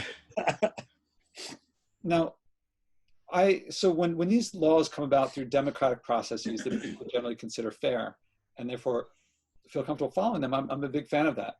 And sometimes the regulation is stuff that I don't like, but if it came about in a fair way, I'm like, okay, it didn't go my way this time. Another time it might go my way. It never goes in someone's way always. Unless you have enough money. And then, so these bans, even so, there's a distinction I make between management and leadership. There's a lot of overlap between these things. Management is telling people, is often you seek compliance, and it's about measurable things. It's important. If you have a company that has no management and pure leadership, it's not going to be as successful as one that has a right mix, an effective mix of both. Leadership is about people's emotions and beliefs and stories and things that are often less tangible. But a company with management but no leadership is also, the DMV is great. Unless you have to go there. If I want to license, actually, when I've got my license, I've just been in and out. But if I want to change the world, or you work there and you get your benefits when you retire. And I don't think people are there to make dreams come true. So what I'm working on is the leadership side of this environmental stuff, that it works on people's emotions. And I think that a lot of people care about water that's dirty. They care about air that's dirty. They don't really feel that they can do anything. And they oftentimes, I think if you go pure management and just tell people this is what you have to do, because if you, no matter how right you are, that's going to engender pushback, I believe. And I'm trying to work on something different than that, because what's gotten me going from simply not using the air conditioner that much myself to talking to other people about this was that I found, to my great surprise, that stopping using straws didn't make my life worse. That between paper and plastic, neither made my life better. That is to say, by bring my own bag, and just if I forgot my bag, I go back the next day, and I only get what I can carry. But it's a convenience. It's a convenience when we happen to go and there is a plastic bag. I encountered that myself. But it starts as a convenience and then becomes a dependence. Mm-hmm. And then we end up feeling like we depend on if we feel like the way to get adventure, the way to get culture is we require an airplane. That'd be great. If airplanes ran on rainbows, I'd be like, great. But there's fossil fuels, and I've seen places where there's oil wells before and after, and they look better before. And I've seen the military supply lines that have, the military has to keep the supply lines going, and things like this. And I love, when I flew a lot, I loved the experiences when I would go abroad. And I grew as a person. I believe that I helped create connections between cultures and so forth. And if part of me wishes I lived in a time when we didn't have to think about those things. What I was surprised, and so the prospect of when I first challenged myself to go for a year without flying, or for that matter, when I challenged myself to go for 1 week without packaged food, I thought this is going to be horrible. I thought this is going to be the worst week not the worst week of my life, but yeah, the flying, I thought this is going to be a disaster. And what now enables me and prompted me to start my leadership work in the area of the environment was that there's the cultures that I'm aware of around me say flying is good, end of story. Maybe there's some stuff, but I'm sorry. Are they saying that flying is good, or that flying is a convenience to get from point A to point B, the short amount of time? Because a lot of people don't like flying, but they do it out of necessity. Yeah, I think a lot of people associate flying means seeing family, making money, adventure, cuisine, and not flying is not making money, not seeing your family, monotony, lack of adventure. Monotony, definitely. Lack of adventure, yeah. And so I don't think of Marco Polo as being a monotonous person, and he traveled a fair amount without flying. And this is how my mind, I would have said the same thing before, because I flew around, I don't know, 24 countries, 6 continents. And now I only wish I'd changed earlier.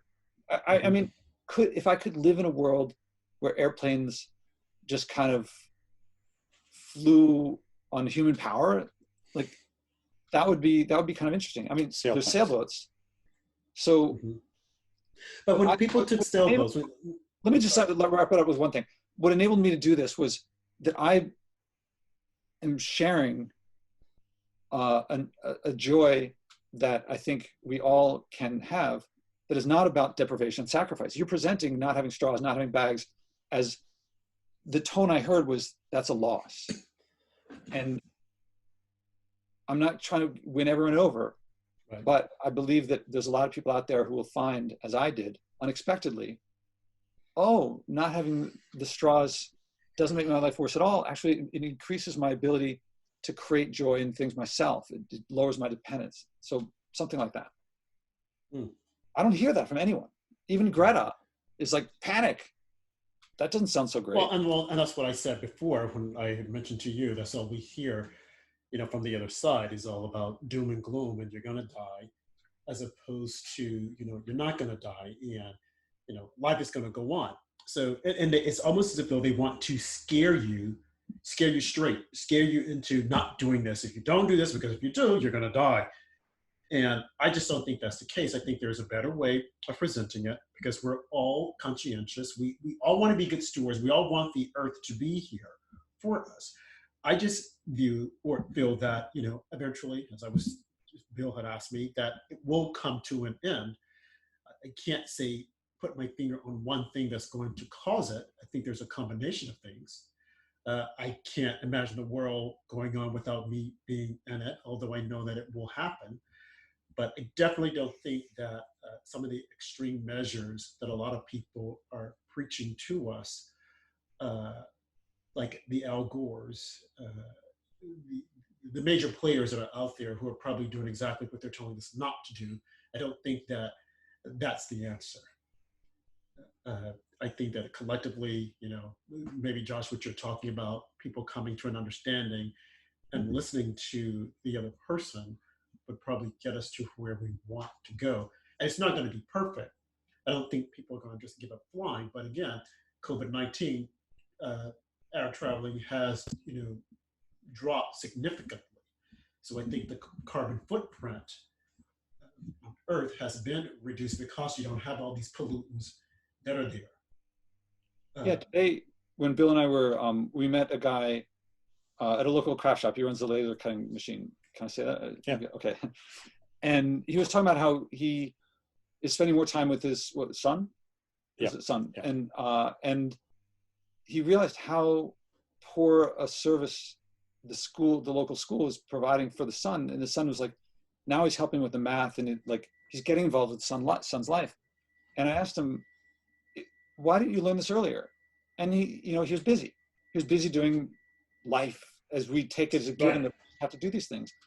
I said, if you had learned this earlier, would you have wanted to change earlier? I think he said yes. Yeah.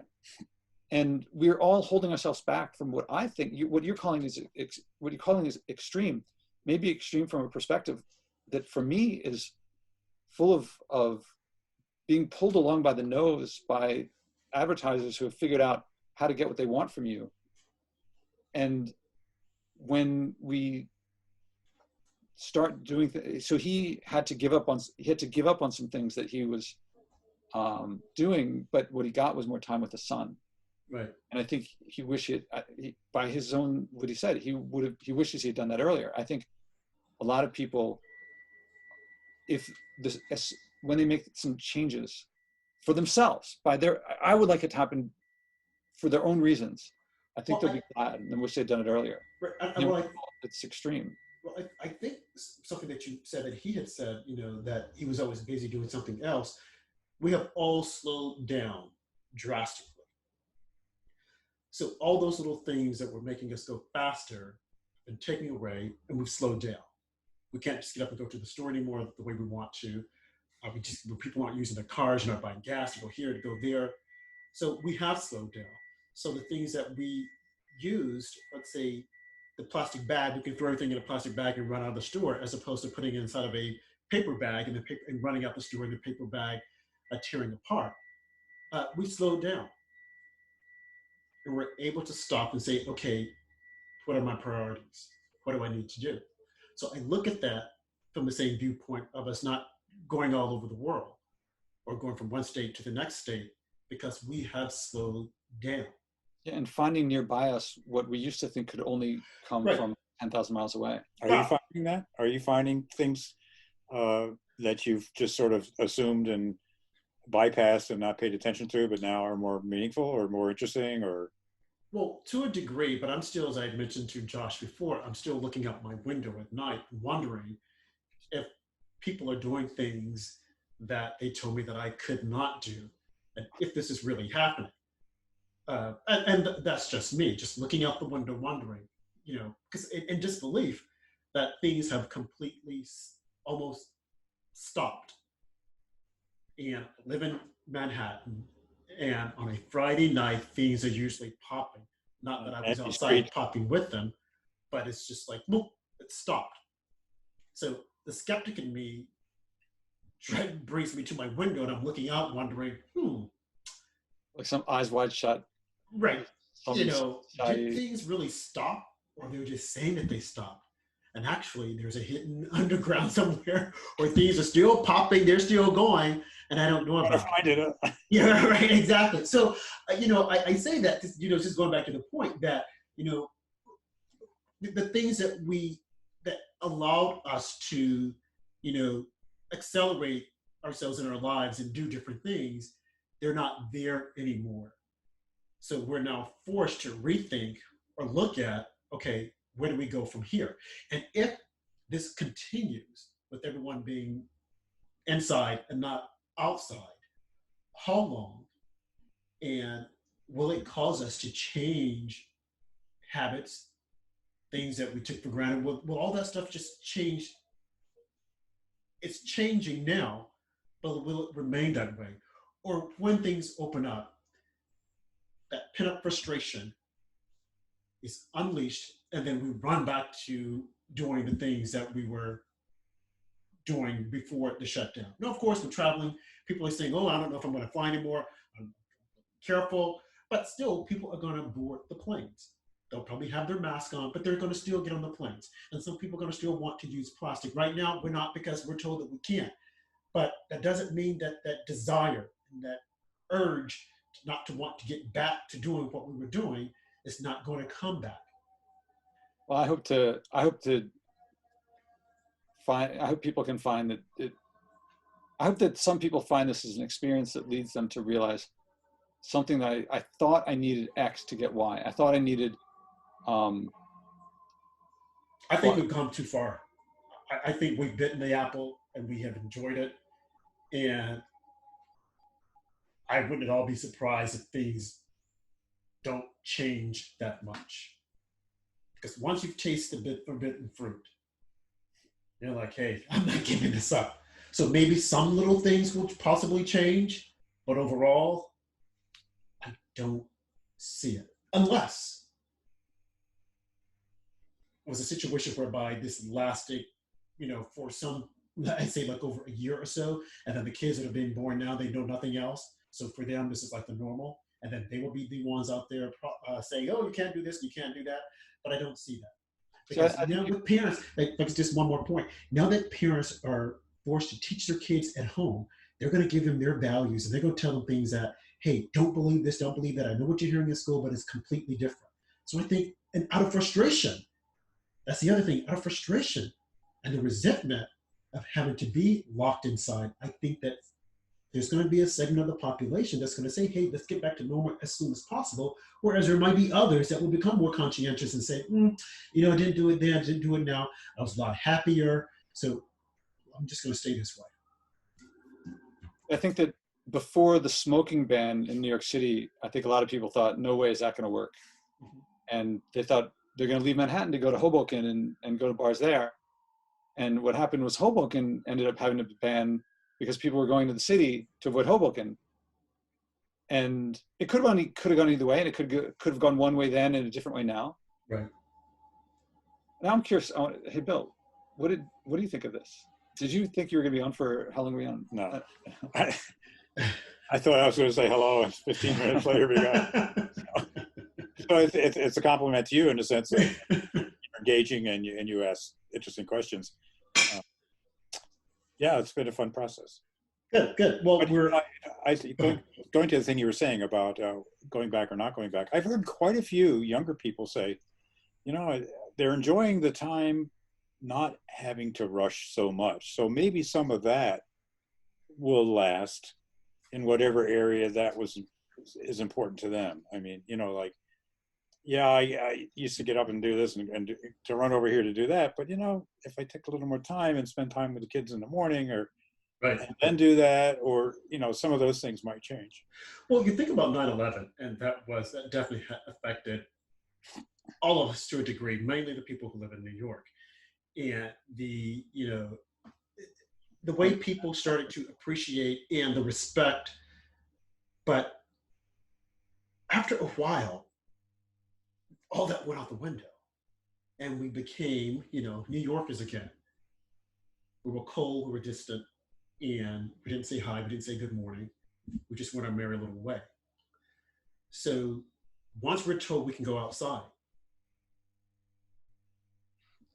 you know, will we, how will we react to each other? I mean, we'll be so happy to see our neighbors, to see the other person in the park. You know, what exactly will happen? Although we're told you can't touch, you can't do this. Yeah, when the polio vaccine came out, well, I don't know. Sure. What happened when polio? Well, that was the opposite. I mean, what happened was polio was always around. In the 50s, there was a spike, basically a pandemic of polio. And so I know I have friends that still are damaged from polio, a limb that doesn't work right, or I don't know anybody that was totally trashed by it. But yeah, it was a big deal. I mean, we couldn't go to swimming pools, we couldn't go here, we couldn't go there because nobody wanted to end up with the effects of it. Right. And so, you know, when the vaccine came out, it was an answer. Hallelujah, we can go out. Now I can go to the swimming pool. I don't have to worry about polio. So yeah, that was a biggie. And I wasn't aware of the effects of polio that it had on the population until last Sunday. I think, Josh, you and I had spoken about it, and I did some research, and then they had a special on Sunday morning on CBS, and they were talking about polio and how when the outbreak of polio, people weren't allowed to go to the swimming pools, they were keeping kids from each other. And, they came up with the vaccine and look at what happened. But then when you look at COVID-19, which you're saying is like the flu, and we're trying to get a vaccine for it. And currently we have a vaccine for the flu and people don't take it. That's true. So will they take the vaccine for COVID-19? For the past 3 years, I've had the flu shot. Josh, have you had the flu shot? No. I do. So, okay. So what you were saying last time about some people stay home who are high risk and so forth. If a vaccine comes out and I take the vaccine and I can move around as I please, and the people who don't take the vaccine can't, kind of an application of the way you're describing, I wouldn't be so uncomfortable with that. Wait. You were saying last time about you haven't heard this yet, and I'm going to mischaracterize it somewhat. You were saying you prefer that people who are high risk would stay home, and everyone else could go out. Right. Well, let me put it into context. Not that they would be forced to stay home, but if they were aware that, hey, I'm the high risk population, so I need to be careful. I'm not taking the vaccine, then I should stay at home. Whereas those individuals who are healthy, they've taken the vaccine, I mean, they shouldn't be forced to stay inside. And even if they don't take the vaccine, if you're healthy, go mingle, feel free to mingle. But if you're not, if you have an underlying condition, a compromised immune system, I would think you would, we're not forcing you to, but I would think you would want to stay there. Well, this would be motivation for people to get the vaccine. But also this particular virus is different than the flu that we've seen, in the sense that when you aren't contagious with the flu until you have symptoms, until you know something's not right. Either you have a fever or you're sniffling and coughing and doing whatever you're doing. With this, you're contagious before you know you are. Asymptomatic, right. And so that's a big difference. I mean, there's just, you don't know who is carrying and spreading the virus. So really wearing a mask or something like that is not only, it does minimal to protect you, but it does more to protect the people around you. And also sets up a norm to wear it, because if only sick people wear it, then people who are sick aren't going to want to wear it. Yeah. So when you guys go out, are you wearing your mask? We do. Yeah, my mom sewed them together from So, stuff found online. So when I'm watching the news and I'm seeing all these people with masks, it's unbelievable, because I wonder 10 years from now, will something come out to say, hey, it wasn't necessary, and we were sitting around wearing masks because we were told, hey, like you said, it's not to protect me, it's to protect the other person. But I can appreciate, because when we talk, a lot of times when we're talking, the little particles that are coming out of our mouths, we're not aware of it. I mean, there's some people that we call, oh, we're drowning with the spit, like, come on, stop. And so I would prefer, to wear a mask. It's not the weather. Because people are talking, it's like, I'm being drowned here, come on. And we're completely unaware of it. But, so, I'll probably continue to wear my mask, although I don't think that it's doing much to help me. but definitely, well, it's keeping me from being drowned by someone who's a big, heavy spitter. So who knows what will happen when this is all over? And will it affect the way we see the environment? Will we want to become better stewards, or will we continue doing what we're doing? And when we or will we continue to view people like you, Josh, as being, okay, you guys are a bit eccentric. You're way out there. Okay, you need to slow down. Who knows? But I definitely think, yes, go ahead. I have to give my usual comment on when people describe me as extreme. Uh-huh. Is, have I done the murder stuff? Like, I've murdered 0 people. Right. I could balance, some people murder, some people don't. Maybe I'll murder a few people. I'm extreme. I've murdered no one. Uh-huh. I've never taken heroin. I've never, I've never stolen a car. 0. That's as extreme as you can possibly get on these things. Well, you beat me with a shark. That's inflatable. And so I don't think of, I'm no more extreme on the, I'm actually less extreme on the environmental stuff, because I do get packaged food. I just try to minimize it. Right. But I don't try to minimize the murder. It's 0. And right. So if I'm less extreme on this than that. So if you call me extreme, am I an extreme non-murderer? Good point. And just speaking of packaged foods, I mean, the way we're going right now, with them saying there could be a shortage. And before you guys came on, I was watching the news, and they were actually giving away potatoes in one state because they didn't have any place to put them. They said that restaurants and schools were shut down, so they weren't ordering the potatoes. They were pouring out milk that no one was ordering. So it makes you wonder, where will we end up when all this is over? It's anyone's guess. You had mentioned earlier about meat and shortage of that. Well, what's happening there is I lived in Nebraska for 12 years, and Nebraska is all about meat. I mean, if you're growing a farmer, you're growing crops to feed cattle. Mm-hmm. You're growing soybeans or corn 99% of the time. The businesses that survived out there on illegals, if you will, or undocumented people, are the meat industry. Mm-hmm. Interesting books on that if you happen to read Fast Food Nation. But these people work in conditions where they're jammed together, sloppy conditions, hot, sweaty, all this stuff. And you can smell those places from miles away. Yeah. Mm. It smells not only just like meat, it smells like death too. But anyway, so these people are so close, and they're getting sick, and they're getting each other sick. So now all their workers are sick, right, and they aren't able to work. So it's not an artificial lack of wanting for meat. It's that the guys that got to butcher the cattle can't do it. Right. Well, guys, this has been extremely great conversation that we've had. Now, I think we've been here for almost. We started 8:30. It's 10:30. Yeah, so 2 hours. 10:30, 2 hours. So thank you, Bill Magargal, for joining us for our small chat. And we will do it again. This is Oscillation Part 5. You can always follow me on Twitter at RobJH1, and Josh at joshuaspodek.com. Thank you, and hope to see you next time.